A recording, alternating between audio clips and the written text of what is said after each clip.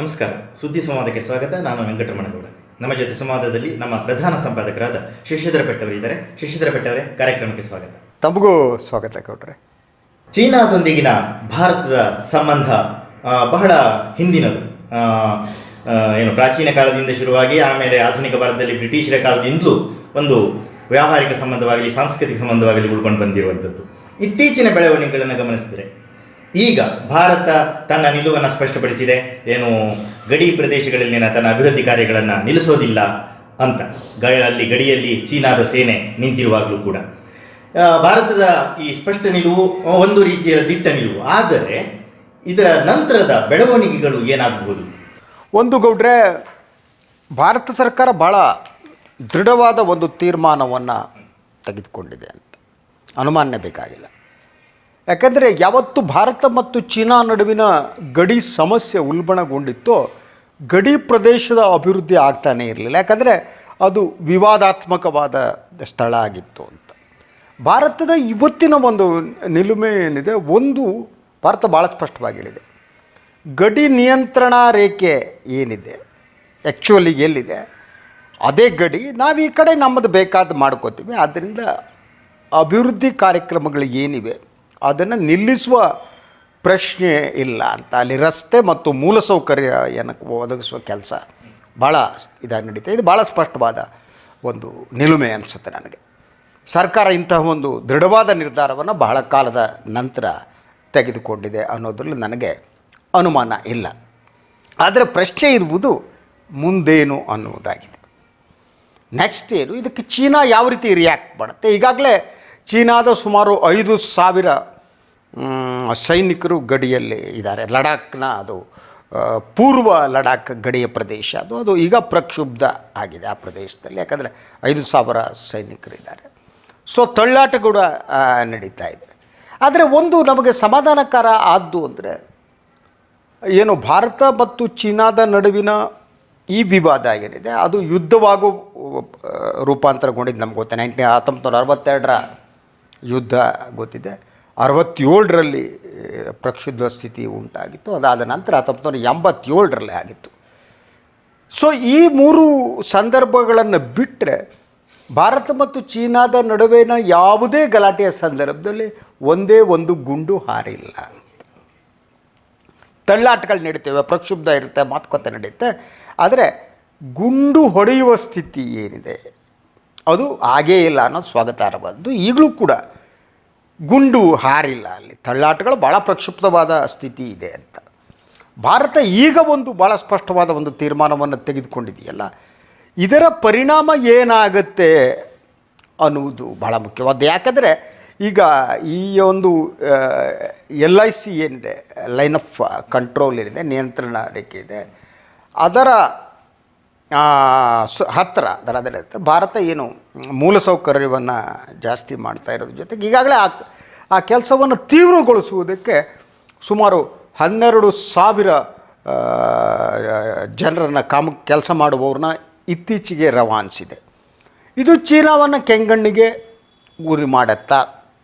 ನಾನು ಮುಂದಿನ ಬಗ್ಗೆ ಮಾತಾಡ್ತೀನಿ. ನಿಲುಮೆಯನ್ನು ಸ್ವಾಗತಿಸ್ತೀನಿ. We should welcome. ನಮ್ಮ ನೆಲ ಅದು. ಭಾರತ ಸರ್ಕಾರ, ಮೋದಿ ಸರ್ಕಾರ ತೆಗೆದುಕೊಂಡ ತೀರ್ಮಾನವನ್ನು ನಾವು ಸ್ವಾಗತಿಸೋಣ. ವಾಟ್ ನೆಕ್ಸ್ಟ್, ಮುಂದೆ ಏನಾಗುತ್ತೆ ಅನ್ನುವ ಕುತೂಹಲ ನಮ್ಮಲ್ಲಿದೆ. ಈಗ ವಾಣಿಜ್ಯ ಸಂಬಂಧ, ಮತ್ತೊಂದು ಕಡೆ ಯುದ್ಧ ಭೀತಿ, ಯುದ್ಧ ಆಗತ್ತೋ ಇಲ್ಲೋ ಅದು ಪ್ರಶ್ನೆ ಬೇರೆ. ಬಟ್ ಒಂದು ಅಪ್ರಕ್ಷುಬ್ಧ ಸ್ಥಿತಿ ಇದೆಯಲ್ಲ ಅದು, ಮತ್ತೆ ವಾಣಿಜ್ಯ ಸಂಬಂಧ, ಇವೆರಡನ್ನು ಇಟ್ಕೊಂಡು ನೋಡಿದಾಗ ಏನನ್ಸುತ್ತೆ? ಒಂದು ಭಾರತ ಮತ್ತು ಚೀನಾದ ನಡುವಿನ ವಾಣಿಜ್ಯ ಸಂಬಂಧ ಇದೆಯಲ್ಲ, ಸಂಬಂಧನೇ ಮಹಾನ್ ಪುರಾತನವಾದ್ದು. ನಾವು ಬೌದ್ಧ ಧರ್ಮವನ್ನು ಚೀನಾಕ್ಕೆ ಕೊಟ್ಟವರು, ಅವರಿಗೆ ಧರ್ಮವನ್ನು ಕೊಟ್ಟವರು. ಹಾಗೆಯೇ ಅತಿ ಪುರಾತನವಾದ ವ್ಯಾಪಾರ ಭಾರತ ಮತ್ತು ಚೀನಾದ ನಡೀತು. ಸಿಲ್ಕ್ ರೋಡ್ ಏನಿದೆ ಅದು ಸಾವಿರಾರು ವರ್ಷಗಳಿಂದ ಇತಿಹಾಸ. ಹಾಗೆಯೇ ಹಲವಾರು ಚೀನಿ ಪ್ರವಾಸಿಗರು ಭಾರತಕ್ಕೆ ಬಂದಿದ್ದಾರೆ, ನೋಡಿದ್ದಾರೆ. ವ್ಯಾಪಾರ ನಡೀತಿದೆ. ಭಾರತದಿಂದ ಭಾಳಷ್ಟು ವಸ್ತುಗಳು ಚೀನಾಕ್ಕೆ ಹೋಗಿವೆ. ಸೊ ಈ ನಡುವೆ ನಮ್ಮ ಈ ಗಡಿ ತಂಟೆಯ ನಡುವೆ ಕೂಡ ಭಾರತ ಚೀನಾದ ನಡುವಿನ ವ್ಯಾಪಾರ ಏನಿದೆ ಆ ವ್ಯಾಪಾರದ ಮೇಲೆ ವ್ಯತಿರಿಕ್ತವಾದ ಪರಿಣಾಮ ಬೀರಿಲ್ಲ ಅನ್ನುವುದನ್ನು ನಾವು ನೋಡ್ಬೋದು. ನಂತರ ಅಂಕಿಅಂಶಗಳನ್ನೇ ನಾನು ಇಟ್ಕೊಂಡಿದ್ದೀನಿ ಗೌಡ್ರೆ. ಸೊ ಫಸ್ಟ್ ಏನು ಅಂದರೆ 2015ರಲ್ಲಿ ಭಾರತ ಮತ್ತು ಚೀನಾ ನಡುವಿನ ಸಂಬಂಧಕ್ಕೆ ಒಂದು ಹೊಸ ಆಯಾಮ ಕೊಡುವ ಯತ್ನ ನಡೀತು. ಆಗ ಡಾಕ್ಟರ್ ಮನಮೋಹನ್ ಸಿಂಗ್ ಅವರು ಭಾರತದ ಪ್ರಧಾನಿ ಆಗಿದ್ದರು. ಆವಾಗ ಚೀನಾದ ಪ್ರಧಾನಿ ವೆನ್ ಜಿಯಾಬ್ನು ಅನ್ನುವರು ಅವರು ಇದ್ದರು. ಅವರಿಬ್ಬರ ನಡುವೆ ಮಾತುಕತೆಯಾಗಿ ಒಂದು ಒಪ್ಪಂದಕ್ಕೆ ಬಂದರಾಯಿತು. ಅದು ಒಪ್ಪಂದ ಏನು? 2015 ಹೊತ್ತಿಗೆ ಭಾರತ ಮತ್ತು ಚೀನಾದ ನಡುವಿನ ವ್ಯಾಪಾರ ವಹಿವಾಟು $100 ಬಿಲಿಯನ್ ತಲುಪಬೇಕು ಅನ್ನೋದು ಭಾಳ ಮಹತ್ವಾಕಾಂಕ್ಷಿಯಾದ. ಆ ಮೂಲಕ ವ್ಯಾಪಾರ ವಹಿವಾಟು ಶುರುವಾಯಿತು.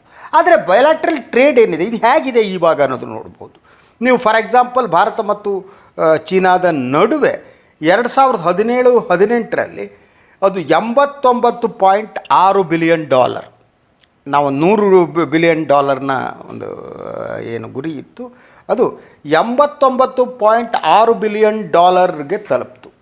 ಆದರೆ ವರ್ಷದಿಂದ ವರ್ಷಕ್ಕೆ ಟ್ರೇಡ್ ಡಿಫಿಸಿಟ್ ಏನಿದೆ ಆ ಸಮಸ್ಯೆ ಭಾರತವನ್ನು ಕಾಡ್ತಾ ಇದೆ. ಟ್ರೇಡ್ ಡಿಫಿಸಿಟ್ ಅಂದರೆ ಏನು ಅಂತ ನಮ್ಮ ವೀಕ್ಷಕರಿಗೆ ನಾವು ಹೇಳಲೇಬೇಕು. ಈಗ ನಾವು ಭಾರತ ಮತ್ತು ಚೀನಾದ ನಡುವೆ ₹10 ನಾನು ಭಾರತ ₹10 ಬೆಲೆಯ ವಸ್ತುವನ್ನು ಚೀನಾಕ್ಕೆ ಕಳಿಸ್ತೆ ಅಂತ ಇಟ್ಕೊಳ್ಳಿ. ಚೀನಾಕ್ಕೆ ನಾವು ₹10 ಬೆಲೆಯಷ್ಟು ಕಳಿಸಿದರೆ ಚೀನಾ ನಮಗೆ ₹100 ಕಳಿಸ್ಬಿಟ್ರೆ ₹90 ಡಿಫಿಸಿಟ್ ಅಂತ. ಅಂದರೆ ಸಮತೋಲನ, ನಾವು ಎಷ್ಟು ಪ್ರಮಾಣದಲ್ಲಿ ವ್ಯಾಪಾರ ಮಾಡ್ತೇವೋ, ಎಷ್ಟು ವಸ್ತುಗಳನ್ನು ಚೀನಾಕ್ಕೆ ಕಳಿಸ್ತೇವೋ ಚೀನಾದಿಂದ ಅಷ್ಟು ವಸ್ತು. ಈಗ ಇಂಬ್ಯಾಲೆನ್ಸ್ ಅಂದರೆ ಏನು ಅಂದರೆ ಅತಿ ಹೆಚ್ಚು ವಸ್ತುಗಳು ಚೀನಾದಿಂದ ಭಾರತಕ್ಕೆ ಬರ್ತಾ ಇವೆ ಅನ್ನೋದು. ನಾವು ಸುಮಾರು $4-5 ಬಿಲಿಯನ್ ವಸ್ತುವನ್ನು ಚೀನಾಕ್ಕೆ ಕಳಿಸಿದರೆ ಚೀನಾ ನಿಯರ್ಲಿ $80-90 ಬಿಲಿಯನ್ ಅಷ್ಟು ವಸ್ತುವನ್ನು ಭಾರತಕ್ಕೆ ಕಳಿಸ್ತಿದೆ. ಅಂದರೆ ವ್ಯಾಪಾರ ಚೀನಾದ ಪರವಾಗಿದೆ, ಇಂಡಿಯಾದ ಪರವಾಗಿಲ್ಲ. ಟ್ರೇಡ್ ಬ್ಯಾಲೆನ್ಸ್ನ ಸಮಸ್ಯೆ ಅದೇ. ನಿಮ್ಗೆ ಎಕಾನಮಿಕ್ಸ್ ಗೊತ್ತಿದ್ದರೆ, ವ್ಯಾಪಾರ ಗೊತ್ತಿದ್ದರೆ ಗೊತ್ತಾಗುತ್ತೆ. ಇದು ಭಾಳ ಸೂಕ್ಷ್ಮವಾದ್ದು. ಅಂದರೆ ನಾವು ಈಗ ಚೀನಾದಿಂದ ನಮ್ಮ ದೇಶಕ್ಕೆ ಏನು ಬರುತ್ತೆ, ಈಗ ನಾನು ಇವಾಗಲೇ ಏನು ಹೇಳಿದೆ ನಿಮಗೆ, 2017-18ರಲ್ಲಿ $89.6 ಬಿಲಿಯನ್ ಇದಿದೆ. ಈ $89.6 ಬಿಲಿಯನ್ ವ್ಯಾಪಾರವನ್ನು ನಾವು ಚೀನಾ ಜೊತೆಗೆ ಮಾಡ್ತೀವಿ ಅಂದರೆ ಚೀನಾದಿಂದ ಅತಿ ಹೆಚ್ಚು ವಸ್ತುಗಳು ಭಾರತಕ್ಕೆ ಬರುತ್ತೆ. ಅಂದರೆ ನಾವು ನಮ್ಮ ಸಂಪನ್ಮೂಲವನ್ನು, ದುಡ್ಡನ್ನು ಜಾಸ್ತಿ ಚೀನಾಕ್ಕೆ ಕೊಡ್ತೀವಿ ಅಂತ ಅರ್ಥ. ಇದು ಇಂಬ್ಯಾಲೆನ್ಸ್. ಇದು ಬಹಳ ಸಮಸ್ಯೆ ಉಂಟಾಗಿದೆ. ಇದು ಭಾರತ ಸೀರಿಯಸ್ಲಿ ಡಿಸ್ಕಸ್ಸಿಂಗ್ ಅಬೌಟ್. ನಮಗೆ ಗೊತ್ತಿದೆ ಈಗೆಲ್ಲ ಗೌಡ್ರೆ, ನಿಮ್ಗೆ ಗೊತ್ತಿರಬೇಕು, ಎಲ್ಲ ಚಡ್ಡಿಯವರು ಲಂಗೋಟಿಯವರು ಚೀನಾ ವಸ್ತುಗಳನ್ನು ನಿಷೇಧಿಸಿ ಅಂತ. ಅದು ಕೂತ್ಕೊಂಡು ಕವಾಯತು ಮಾಡ್ತಾರೆ ಬೆಳಗ್ಗೆ ಸದಾ ಒತ್ಸಲ್ಲ ಅಂತ ಹೇಳ್ದಂಗಲ್ಲ. ಚೀನಾದ ವಸ್ತುಗಳನ್ನು ನಾವು ಇದು ಮಾಡಬೇಕು ಅಂತ ವಾಟ್ಸಪ್ ಮೆಸೇಜ್ ಕಳಿಸಿದ್ರೆ, ವಾಟ್ಸಪ್ ಮೆಸೇಜ್ ಕಳ್ಸೋಕ್ಕೆ ಅವ್ರ ಕೈಲಿರೋ ಮೊಬೈಲ್ ಚೀನಾ ಮೇಡ್. ಬಹುತೇಕ ಇಂಡಿಯಾದಲ್ಲಿರುವ ಮೊಬೈಲ್ಗಳೇ China made. Not only mobiles, ಒಂದು ಗುಂಡು ಸೂಜಿ ಚೀನಾದ್ದು, ಬಟ್ಟೆ cheap, everything is from China. ದೇವ್ರಿ, ನಿಮ್ಮ ಹಿಂದೂ ದೇವ್ರನ್ನ ಚೀನಾದವರು ಮಾಡಿ ಕಳಿಸ್ಕೊಡ್ತಾರಲ್ಲಪ್ಪ. ನೀವು ಇಟ್ಕೊಂಡು ಸಣ್ಣ ಗಣೇಶನ್ನ, ಲಕ್ಷ್ಮಿನ, ಸರಸ್ವತಿನ ತಂದರೆ ಅದು ಚೀನಾ ಮೇಡು. ನಿಮ್ಮ ದೇವರುಗಳು ಕೂಡ ಚೀನಾದಿಂದ ರಫ್ತಾಗ್ತಿವೆ. ಆ ಕಾಲದಲ್ಲಿ ಇದ್ದೀವಿ ಅಲ್ವಾ? ಸೊ ಆದ್ದರಿಂದ ಇದು ನಾವು ಈಗ ಮೋದಿಯವರೇನೋ ಮಾತಾಡಿದ್ರು, ಆತ್ಮನಿರ್ಭರ ಬದನೆಕಾಯಿ. ಯಾಕೆಂದರೆ ನೀವು ಒಂದು ಸಂದೇಶ ಕಳಿಸೋದು ಚೀನಾದ ಮೊಬೈಲಿಂದ ಕಳಿಸ್ತೀರಿ, ವಾಟ್ಸಪ್ಪು ಅಮೇರಿಕಾದ್ದು, ಬಳಸೋ ಭಾಷೆ ಇಂಗ್ಲೆಂಡ್ದು, ಬದನೆಕಾಯಿ ಆತ್ಮನಿರ್ಭರ ಅಂತ. ನಾವು ಆತ್ಮನಿರ್ಭರಾಗ ಸಿಚುವೇಶನ್ನೇ ಇಲ್ಲ. ಈಗ ವಿ ಇಂಟರ್ಡಿಪೆಂಡೆಂಟ್. ಈಗ ಮತ್ತೆ ನೀವು ಈಗ ಈ ವ್ಯಾಪಾರ ವಹಿವಾಟು ನೀವು ಬಂದ್ ಮಾಡಿಬಿಡಿ ಅಂತ ಹೇಳ್ತೀರಲ್ಲ ರೀ. ಗ್ಯಾಟ್ ಒಪ್ಪಂದಕ್ಕೆ ಸೈನ್ ಹಾಕಿದ್ದೀವಿ ಕಣ್ರಿ. We should not come out from that. ನಾವು ನಿರ್ಬಂಧ ಹೇರೋಕ್ಕಾಗಲ್ಲ. ಅದು ಇಲ್ಲಿ ಕೂತ್ಕೊಂಡು ಚಕ್ರವರ್ತಿ ಸೂಲಿಬೆಳೆ ದೇಶಭಕ್ತಿ ಭಾಷಣ ಹೊಡೆದಂಗಲ್ಲ, ಚಡ್ಡಿ ಲಂಗೋಟಿ ಹಾಕೊಂಡು ಭಾಷಣ ಹೊಡೆದಂಗಲ್ಲ ಅದು. ನಾವು ಅಂತಾರಾಷ್ಟ್ರೀಯ ಒಪ್ಪಂದಗಳಿಗೆ ನಾವು ಬದ್ಧರಾಗಿದ್ದೀವಿ. ಹಾಗೆ ಬಿಟ್ಬಿಟ್ಟು ಓಡಿ ಬಂದ್ಬಿಟ್ಟು ಇಲ್ಲ ರೀ ನಾಳೆಯಿಂದ ನಿಷೇಧ, ವರ್ಕೌಟ್ ಆಗಲ್ಲ ಸ್ವಾಮಿ, ನಡೆಯಲ್ಲ ಸ್ವಾಮಿ. ಅದು ನಮ್ಮವರಿಗೆ ಈಗ ಶುರು ಮಾಡಿಬಿಡ್ತಾರೆ ಒಂದು ಅಭಿಯಾನ ಚೀನಾ ವಸ್ತುಗಳನ್ನು. ಅದು ಆಗುವ ವ್ಯವಹಾರ ಅಲ್ಲ. That is the thing. ನಾನು ಹೇಳ್ತಾ ಇದ್ದೆ ನೆಕ್ಸ್ಟ್ ಏನು, that is the most important thing ಅಂತ.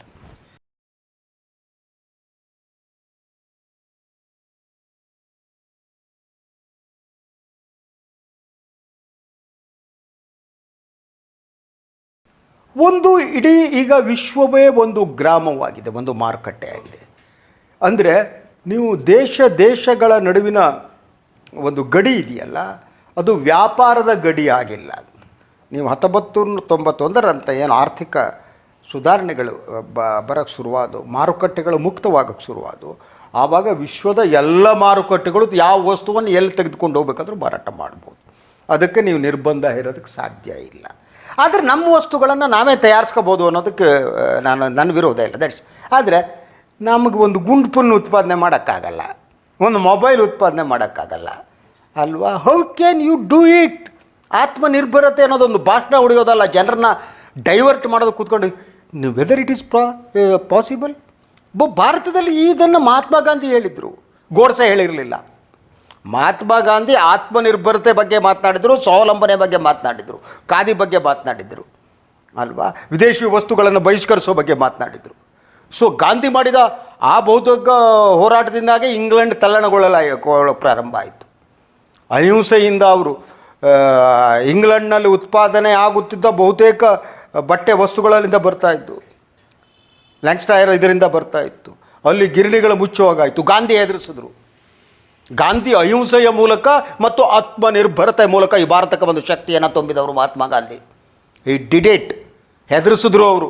ಗಾಂಧಿ ಅನ್ನೋದು ಬರೀ ಬಟ್ಟೆ ಇಲ್ಲದ ಸಂತನ ಫಕೀರನಾಗಿರಲಿಲ್ಲ, ಅವರೊಳಗೆ ಆತ್ಮಬಲ ಇತ್ತು, ಶಕ್ತಿ ಇತ್ತು. ಅವರು ಆ ಒಂದು ಹಿಂಸೆಯ ಮೂಲಕ ವಿಶ್ವವನ್ನು ನಡೆಸ್ತಾರೆ. ಅದಕ್ಕೆ ಗೌರವ.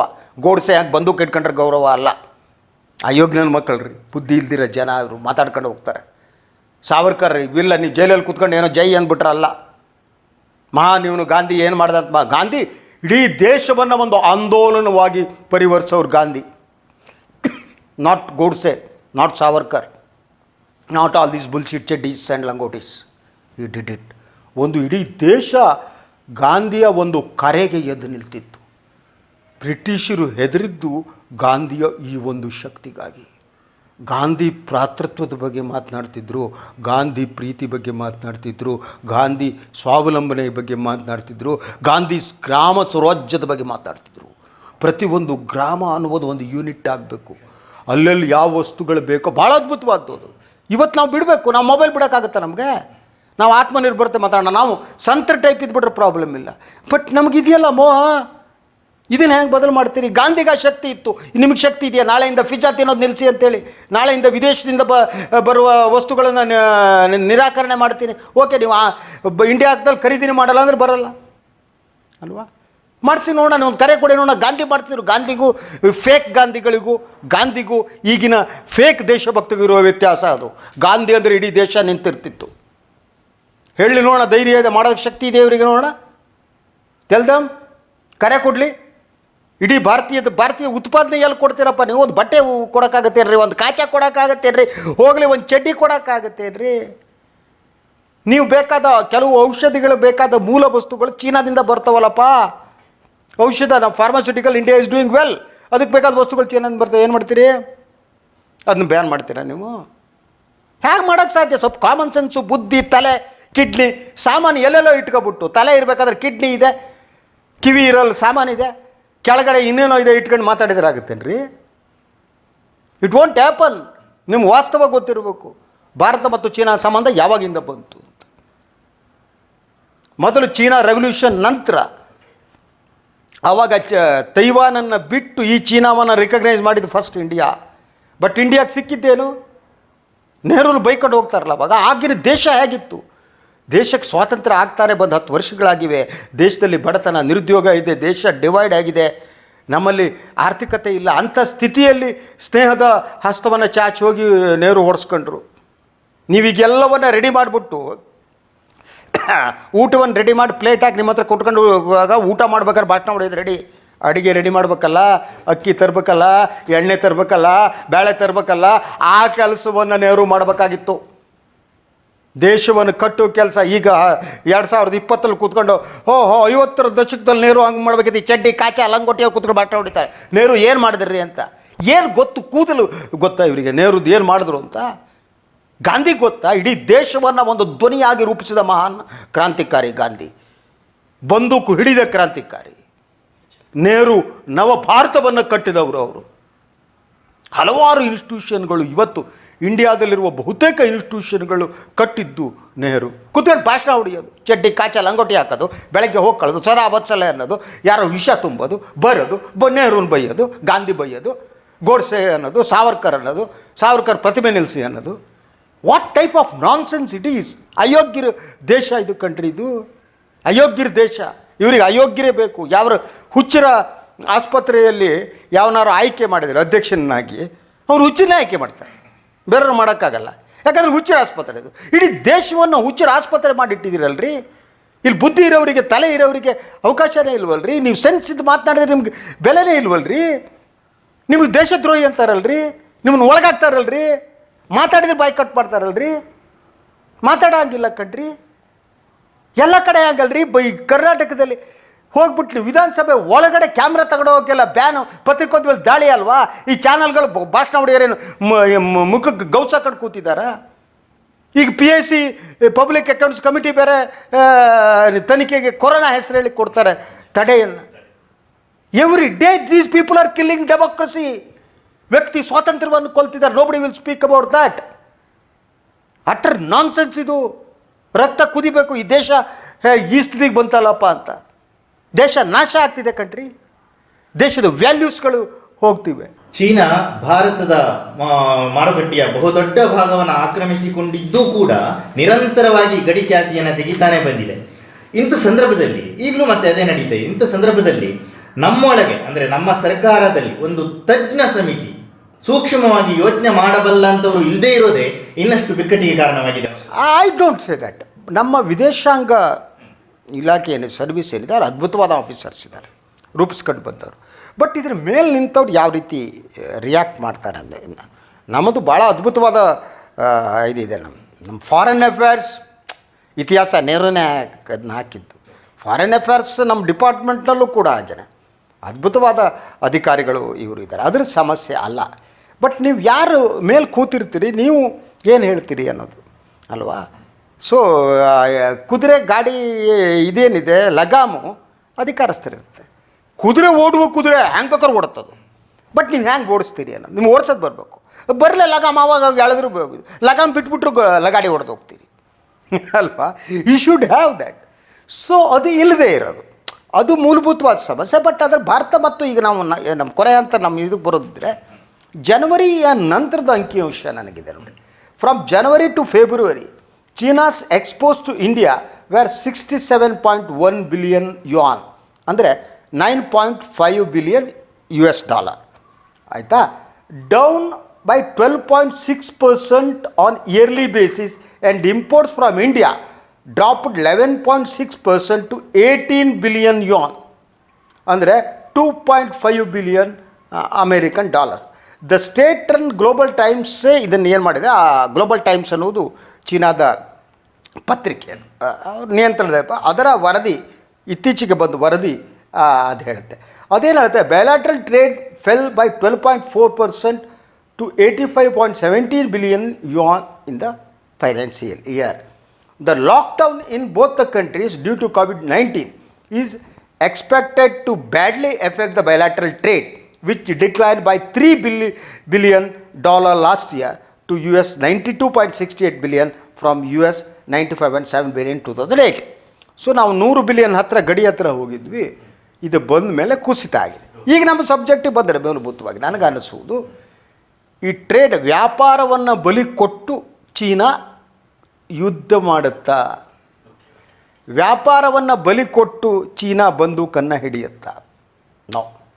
ಚೀನಾ ಒಂದು ವ್ಯಾಪಾರಸ್ಥ ರಾಷ್ಟ್ರ ಆದ್ದರಿಂದ ಇದು ಹೆದರಿಸುವ ಕೆಲಸ ಮಾಡುತ್ತೆ. ಮತ್ತು ಅಂತಾರಾಷ್ಟ್ರೀಯ ಮಟ್ಟದಲ್ಲಿ ಒಂದು ಮೆಸೇಜನ್ನು, ಸಂದೇಶವನ್ನು ಕೊಡೋದಕ್ಕೆ ಚೀನಾ ಟ್ರೈ ಮಾಡುತ್ತೆ. ಇಂಡಿಯಾಕ್ಕೆ ಸಂದೇಶ ಕೊಡಬೇಕು, ಅಮೇರಿಕಕ್ಕೆ ಸಂದೇಶ ಕೊಡಬೇಕು, ಐರೋಪ್ಯ ರಾಷ್ಟ್ರಗಳಿಗೆ ಸಂದೇಶ ಕೊಡಬೇಕು, ಹಾಗೆಯೇ ತನ್ನ ದೇಶದ ಒಳಗಡೆ ಸಂದೇಶಗಳನ್ನ ಕೊಡಬೇಕು. ಯಾಕೆಂದರೆ ತಿಯಾನ್ಮನ್ ಗೇಟ್ನಲ್ಲಿ ಏನು ಗಲಾಟೆ ಆಗಿ ಸ್ವಾತಂತ್ರ್ಯದ್ದು ಚೀನಾದಲ್ಲಿ, ಅದಾದ ಮೇಲೆ ಒಳಗಡೆ ಈಗ ಫಸ್ಟ್ ಟೈಮ್ ಒಂದು ಅತೃಪ್ತಿ ಕಾಣ್ತಾ ಇದೆ. ಜಿನ್ಪಿಂಗ್ ಬಗ್ಗೆನೇ ಕಾಣ್ತಾ ಇದೆ. ಆಫ್ಟರ್ ದಿಸ್ COVID-19 ಬಂದ ಮೇಲೆ ಹ್ಯಾಂಡಲ್ ಮಾಡೋದು. ಈ ಅತೃಪ್ತಿಯನ್ನು ನೀವು ತಡೆಯೋದಕ್ಕೆ ಇಂಥದ್ದು ಬೇಕಾಗುತ್ತೆ. ಯಾವತ್ತೂ ಕೂಡ ಗಡಿ ತಂಟೆ ಅನ್ನೋದೇನಿದೆಯಾ, ಬಹುತೇಕ ದೇಶಗಳಿಗೆ ಅಸ್ತ್ರ. ಅದು ಗಡಿಯಲ್ಲಿ ಗುಂಡು ಹಾರಿಸೋದು ರಾಜಕೀಯ ಕಾರಣಕ್ಕಾಗಿ ಹಾರಿಸ್ತಾ ಇರೋದೇ ಜಾಸ್ತಿ. ದೇಶದ ಒಳಗಡೆ ಒಂದು ಮೆಸೇಜನ್ನು ಕೊಡೋದಕ್ಕೆ ದೇಶಭಕ್ತಿ ವರ್ಕೌಟ್ ಆಗುತ್ತೆ, ದೇಶದ ಹೊರಗಡೆ ಒಂದು ಎಚ್ಚರಿಕೆ ಕೊಡೋದಕ್ಕೆ ದೇಶಭಕ್ತಿ ವರ್ಕೌಟ್ ಆಗುತ್ತೆ. ಸೊ ಆ ಕಾರಣಕ್ಕೆ ಚೀನಾ ಮಾಡಿರಬೇಕು ಅಂತ. ಒಂದು ದೇಶದ ಒಳಗಡೆ ಹೆಚ್ಚುತ್ತಿರುವ ಅತೃಪ್ತಿಯನ್ನು ಹತ್ತಿಕ್ಕುವುದಕ್ಕೆ ಗಡಿ ಹತ್ರ ಗಲಾಟೆ ಮಾಡಿಸಿರ್ಬೋದು. ಅದರ ಜೊತೆಗೆ ಕೊರೋನಾ ವೈರಸ್ಸಿನ ಕಾರಣಕ್ಕಾಗಿ ಅಂತಾರಾಷ್ಟ್ರೀಯ ಮಟ್ಟದಲ್ಲಿ ದೂಷಣೆಗೆ ಒಳಗಾಗ್ತಿರುವ ಚೀನಾ ಇನ್ನೊಂದು ಮೆಸೇಜನ್ನು ಕೊಡ್ತಿರ್ಬೋದು ಅಂತ ನಾನು ಅಂದ್ಕೊಂಡಿದ್ದೀನಿ. ಸಂವಾದದಲ್ಲಿ ಪಾಲ್ಗೊಂಡಿದ್ದಕ್ಕೆ ಧನ್ಯವಾದ. ನಮಗೂ ಧನ್ಯವಾದ ಗೌಡ್ರೆ. ಇನ್ನೂ ಭಾಳಷ್ಟು ವಿಷಯ ನಾವು ಮಾತಾಡಬೇಕಾಗಿತ್ತು, ಸಮಯ ಆಯಿತು, ಮತ್ತೆ ಮಾತಾಡ್ತೀವಿ. ಚೀನಾ ಭಾರತದ ರಿಲೇಷನ್ ಬಗ್ಗೆ ಮಾತನಾಡೋದು ತುಂಬ ಇದೆ, ತಿಳ್ಕೊಳ್ಬೇಕಾದ ತುಂಬ ಇದೆ. ಅದು ಲಾಟಿನೋ ಇನ್ನೊಂದು ತೀರಿಸಿದ ಹಂಗಲ್ಲ. ಅಂತಾರಾಷ್ಟ್ರೀಯ ವ್ಯವಹಾರಗಳಂತಂದರೆ ಎಲ್ಲ ಕೂತ್ಕೊಂಡು ಫೇಸ್ಬುಕ್ನಲ್ಲಿ ಬಂದು ಭಾಷಣ ಹೊಡೆದ್ಬಿಟ್ಟು ಬೈದೋದಂಗಲ್ಲ, ಹೇಳ್ದಂಗಲ್ಲ. ಅದಕ್ಕೊಂದು ಬುದ್ಧಿ ಬೇಕು, ಸ್ವಲ್ಪ ಬುದ್ಧಿ ಬೆಳೆಸ್ಕೊಳ್ಳಿ ಅಂತ ಹೇಳ್ತಾ ಇವತ್ತಿನ ಈ ಒಂದು ಸಂವಾದ ಮುಗಿಸ್ತಾ ಇನ್ನೊಂದು ಸಂವಾದದೊಂದಿಗೆ ನಾನು ಮತ್ತು ಗೌಡ್ರು ಬರ್ತೀವಿ. ಎಲ್ಲರಿಗೂ ಒಳ್ಳೆಯದಾಗಲಿ. ನಮಸ್ಕಾರ.